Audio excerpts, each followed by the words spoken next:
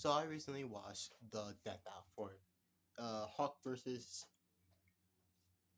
Godzilla. I don't know why it was hard for me to remember. And normally I would do this by like reviewing it first and then talking about my prediction.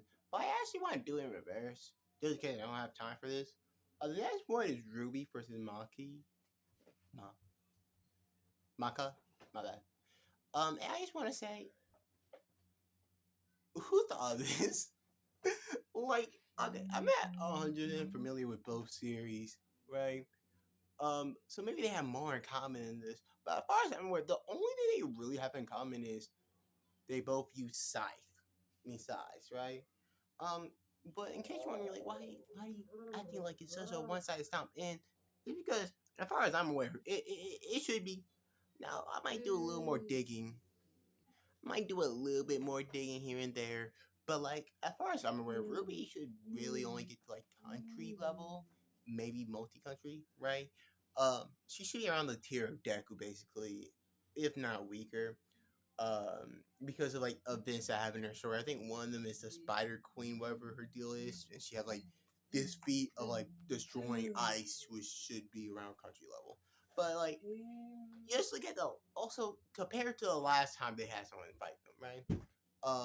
I think the last time they had someone fight them, it was against the Attack on Titan character, Mikasa, right? So that was one of them. Another time I forgot who the other one was. I'm not gonna lie, but like, let's just do that Attack on Titan character.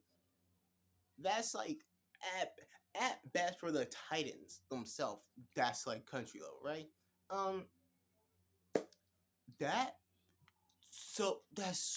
that's so much worse than Soul Eater.